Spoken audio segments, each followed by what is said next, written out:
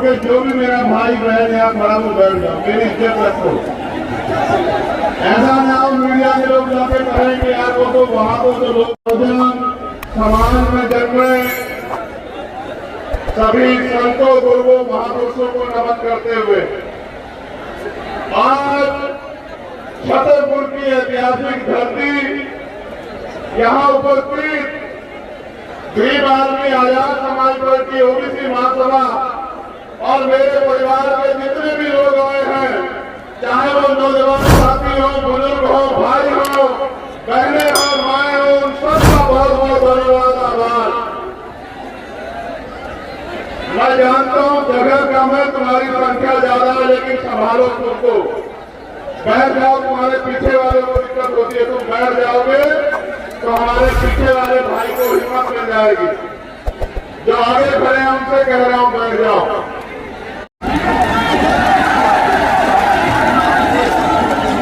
तुम्हारा ये भाई तुम्हारे पीछे खड़ा है, तुम्हारी तरफ उठने वाले आपको चंद्रशेखर आजाद का सामना करना पड़ेगा। मेरा वचन है, तुम इस बात को याद रखना। यहाँ के शासन प्रशासन को भी कह रहे हो, ये तो पड़ेगा। आज भी प्रजापति अकेला ही मेरा भाई है। बाहर अगर गुंडागर्दी की नौकरी करोगे तो नहीं, कोई कर्मचारी विभाग में जब तक मुकाबला 12 साल के बच्चों से है, कोई पता ही नहीं करती रहेगी। जैसा करोगे वैसा मिलेगा, याद रखना। बैठ जाओ, याद रखना है मेरा भाई, ये दोबारा कह रहा हूं।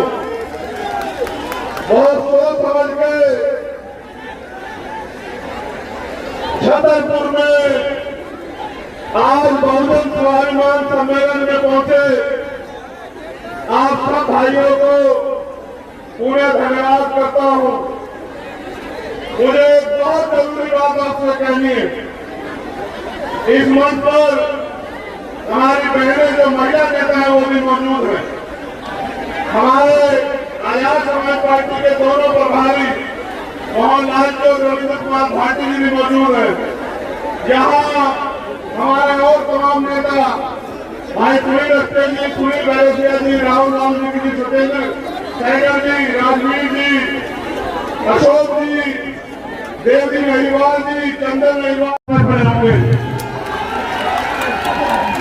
ये लड़ाई आज की नहीं है सम्मानित साथियों, ये लड़ाई आजादी से हजारों साल पहले की है।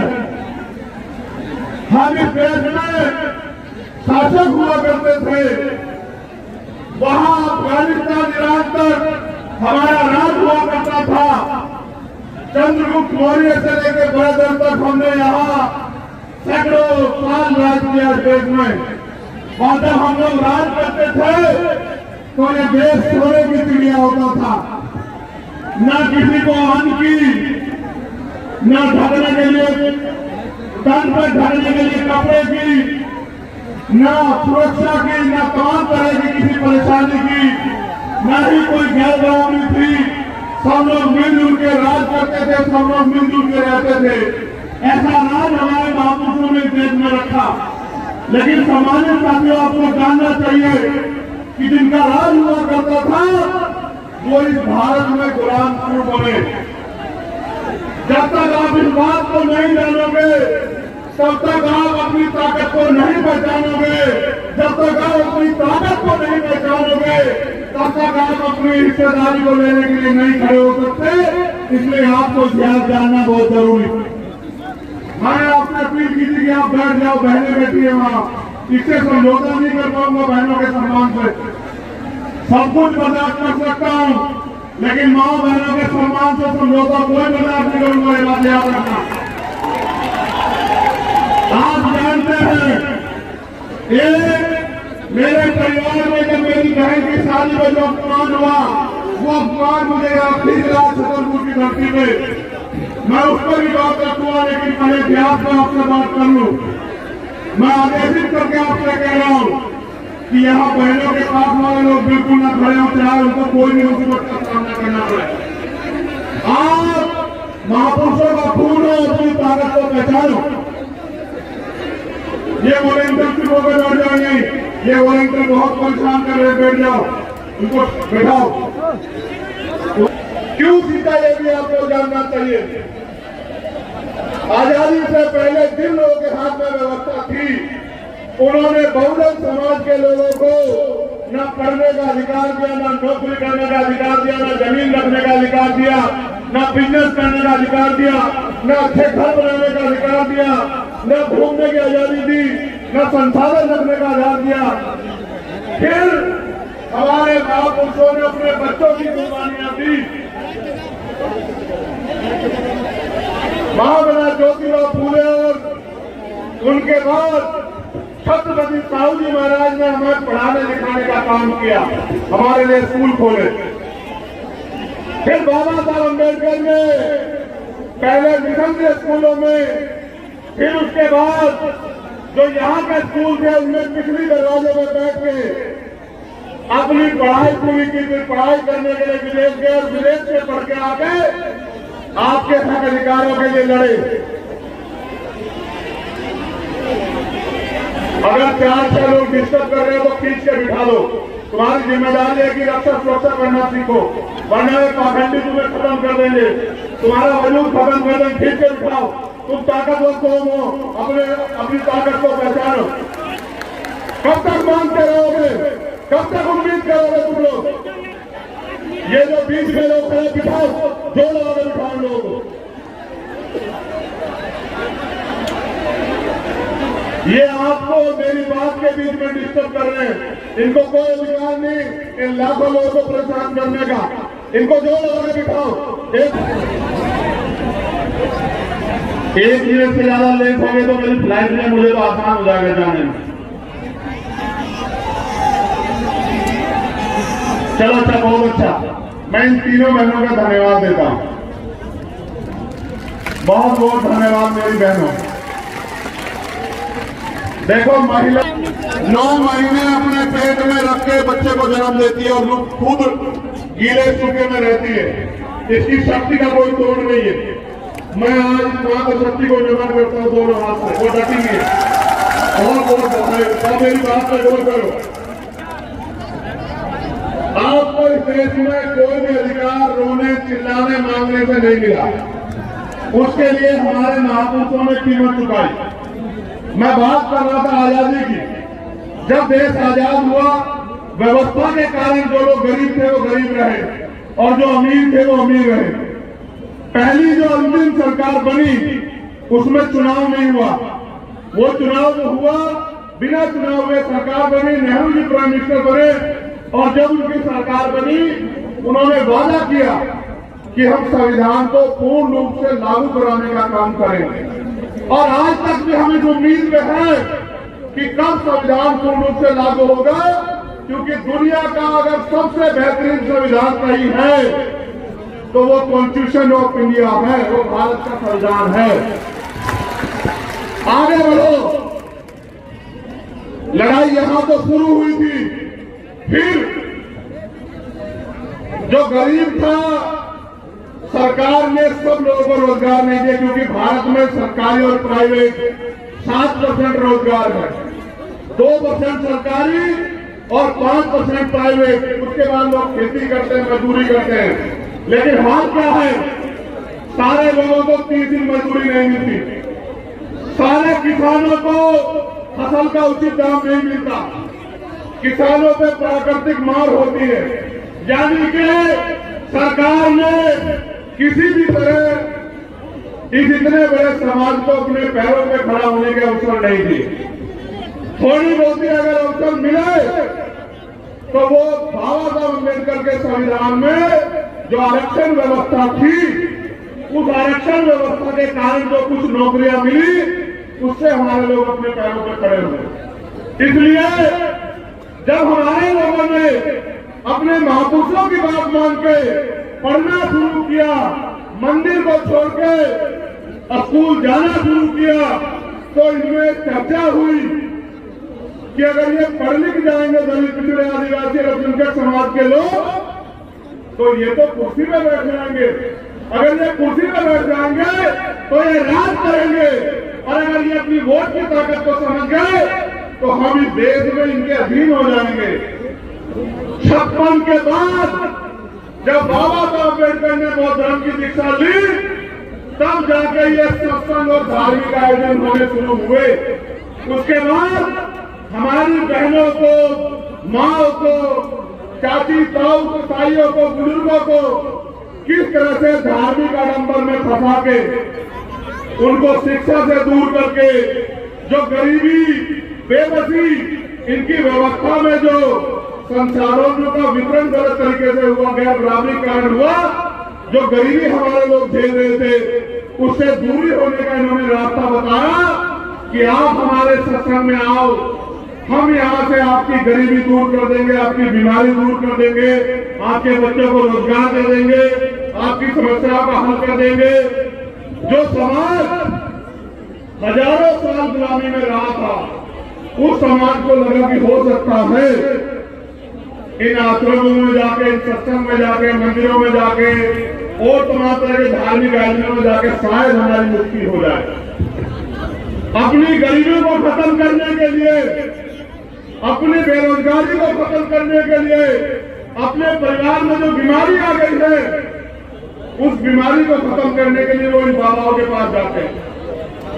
और ये बाबा हमारे दिए हुए पैसे से पलते हैं।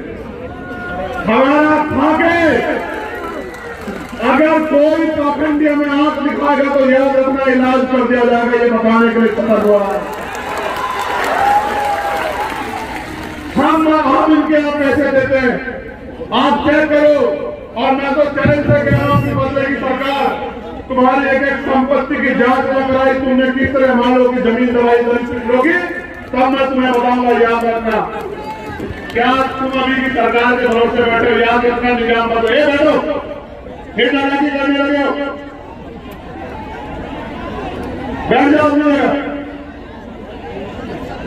होता हूँ यहाँ खड़े होते बीच में और ध्यान रख रहे होते, चिंता मत करो, बदलेगी सरकार, इनकी सुरक्षा करते नजर आओगे आप लोगों को। बात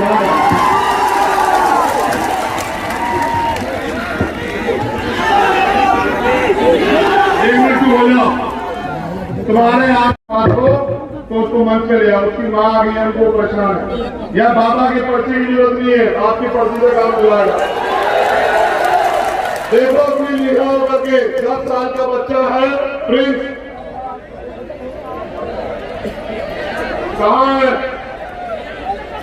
ले आओ, ले आओ। अरे हमारा बच्चा, तुम चिंता मत करो, आ जाए। प्रिंस बनना है देश में, मैं चाह ये लड़ाई तुम्हें प्रिंस बनाने की लड़ी जा रही है, चिंता मत करो। बात सुनो, गौर करो। मैं इनके आऊंगा, आपको धाम धूम पे आऊंगा, बात का काम है, पहले काम की बात सुनो। हमने आयोजन मैं आया था 12 फरवरी के बाद उज्जैन में, जब भाई किशन लाल जी के परिवार से मिलने के लिए। मैंने आपको मध्य प्रदेश का एक सच बताया। सच क्या था कि आज भी आजादी के 75 सालों के बाद लोगों के पास पक्के मकान हैं। मैंने बताया था आपको, हम लोग उसका डेटा भी तैयार कर रहे हैं। अगर आदमी कुत्ता भी पालता है तो उसके रहने की व्यवस्था करता नहीं करता, बताओ। अगर गाय पालता है तो उसके रहने की व्यवस्था करता नहीं करता, बताओ। अगर बकरी पालता है तो उसके रहने की व्यवस्था करता नहीं करता, बताओ। ये बहनें जिनके सम्मान की बात करती है, कहाँ रहेंगी? ये माए रात में जब बरसात आएगी कहाँ जाएगी जब मकान छुएंगे? इन्होंने आपकी परवाह नहीं की, ठीक है? इसलिए हमने कहा कि डेटा तैयार करो और हर जिला मुख्यालय पे हम लोग आंदोलन करेंगे।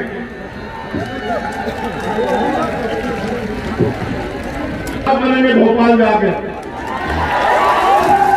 और मध्य प्रदेश के हर घर को जो कच्चा मकान है उसको पक्का मकान दिला के रहेंगे, ये हमारा वादा। जब मैं आपके अधिकारों की बात करूंगा, ये आपको गुमराह करने की बात करेंगे। फिर पहले डाटा तैयार होने के बाद अगला रास्ता भी आपको बता रहा हूं, गौर से सुनना। इस देश की सारी सरकारी जमीनों पे, क्योंकि आजादी के बाद मैंने आपको कहा कि किसी को अवसर नहीं दिया गया कि वो अपने पैरों पे खड़ा हो जाए, वो सारी सरकारी जमीनें हमारी है। काजीराम साहब हमारे नेता, जिसकी जयंती हमने मनाई अधिवेशन के रूप में, वो कहते थे जो जमीन सरकारी वो हमारी। इसलिए हम जो अगला आंदोलन चलाएंगे, हमारे नेता लोग सुन लो कि हर व्यक्ति को खेती करने योग्य भूमि मिलनी चाहिए, हर परिवार को जमीन मिलनी चाहिए। आंदोलन हम लोग चलाएंगे। मेरा अंतिम लक्ष्य इस देश के बहुजन समाज को उसके अपने पैरों पर खड़ा करना है। वो जो हाथ फैलाता है हर चीज के लिए, बिटिया की शादी करनी हो उधार लेगा, अपने बच्चे को पढ़ाना हो उधार लेगा, लोन लेगा, मकान बनाना हो उधार लेगा, लोन लेगा। मैं आपका हाथ फैलाना बंद करवा दूंगा, मैं आपका हाथ ऐसे करवा दूंगा। आप लोग याद आगे बढ़ो। ये आंदोलन दूसरा आंदोलन है, हमारा तीसरा आंदोलन चलेगा। उसके बाद हम लोग इसी तरह से सरकार को मजबूर करेंगे। फिर आगे बढ़ो। अगर ये सरकार नहीं देगी तो मैं आपसे कहना चाहता हूं, मेरे बहुजन समाज के लोगों, आपके दो रास्ते हैं। चाहे तो बैसाखियों के सहारे रहो, चाहे किराए के मकान में रहो, या फिर अपने आंदोलन को इतना ताकतवर करो कि यहां इस मंच पे बैठे, आपके बीच में बैठे गरीब के बेटों को भी आपकी लड़ाई लड़ने का अवसर मिले। और जिस दिन आपने इस बात को समझ लिया कि जिन्होंने 75 साल में आपको जानवर से ज्यादा कुछ नहीं माना, उनका साथ छोड़ के आपको अपने आंदोलन को, अपने संगठन को, अपनी पार्टी को मजबूत करना है। मैं उस दिन कहता हूं कि आपकी तरफ आंख उठाने वाला मध्य प्रदेश में कोई माइकालाल पैदा नहीं होगा। मेरा वादा आपको। क्या दोबारा किसी सेना ने कहा कि हम आंदोलन करेंगे आपके अधिकार के खिलाफ? एक बार आपने ताकत दिखाई, एक बार में सबको पता लगा कि इनको मत छेड़ना। एक बार आपने ताकत दिखाई थी 2 अप्रैल को। मैं इस मध्य प्रदेश की भूमि को नमन करता हूं। ये क्रांतिकारियों की भूमि है, इतिहास गवाह है। बुंदेलखंड हो, ग्वालियर हो, मुरैना हो, डबरा हो, आप लोगों ने 2 अप्रैल का आंदोलन भी अपने खून से सींचने का काम किया। आपका कोई तोड़ नहीं मेरे बहुजन समाज के लोग। मैं आपसे ये कहने आया हूं, आप ये बताओ पूरी ईमानदारी से, जब भी आपके अधिकारों के खिलाफ आंदोलन इस प्रदेश में हुआ, क्या कोई नेता आपके पक्ष में बोला? अपने सच्चे मन से हाथ उठाए बताओ, बोला नहीं बोला? यानी कि अगर आपके अधिकार छीन में जाएंगे तो नेताओं को फर्क नहीं पड़ता।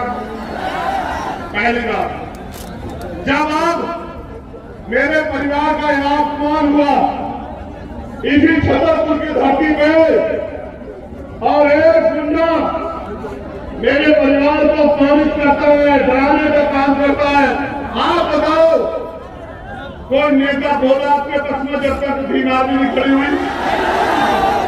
यानी कि जिन्हें आपके मान सम्मान से भी मतलब नहीं, जिन्हें आपके वजूद से भी मतलब नहीं, आपको उनको ताकत देनी भी बंद करनी पड़ेगी मेरे बहुजन समाज के लोगों, वरना वो आपसे ताकत लेंगे।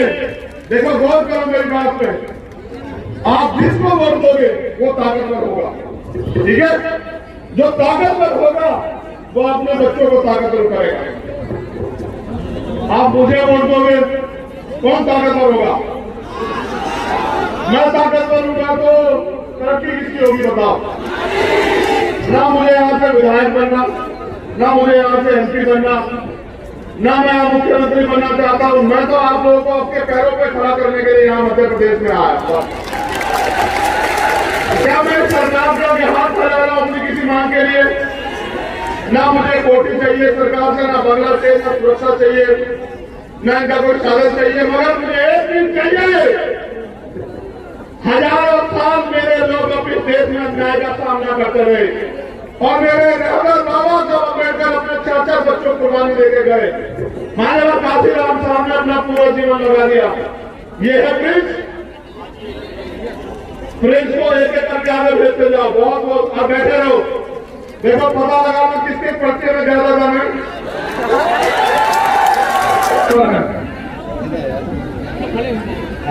उसे लगना भी चाहिए गलतफहमी किसी को भी हो सकती है।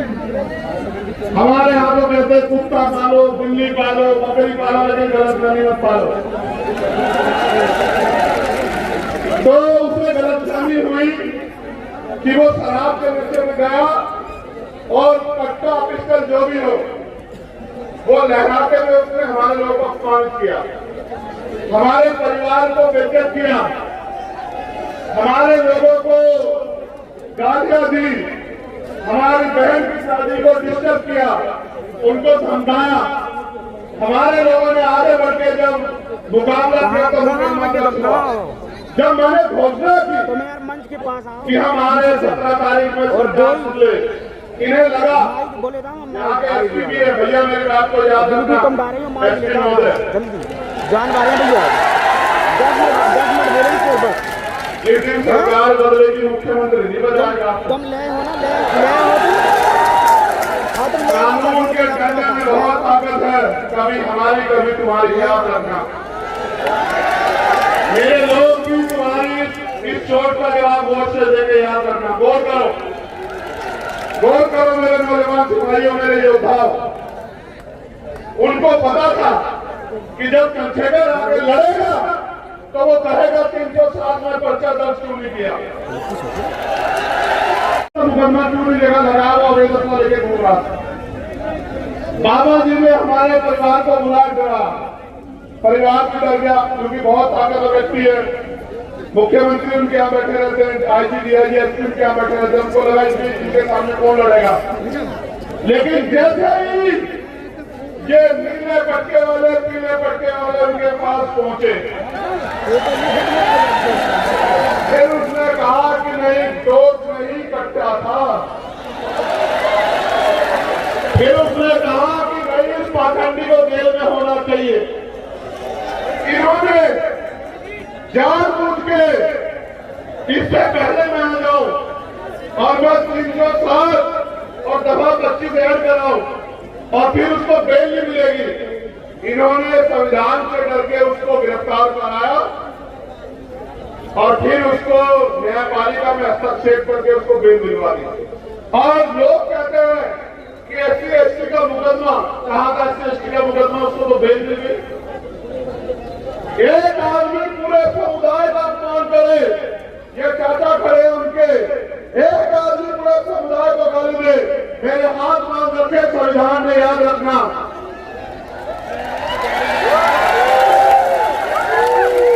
अगर संविधान को न मानता तो तुम्हें बताता कि अपमान कैसे किया जाता है, याद रखना मेरी बात को। बाबा साहब अम्बेडकर का खून हूं, संविधान को मानता हूं, इसलिए मैंने कहा कि संवैधानिक रूप से लड़ेंगे।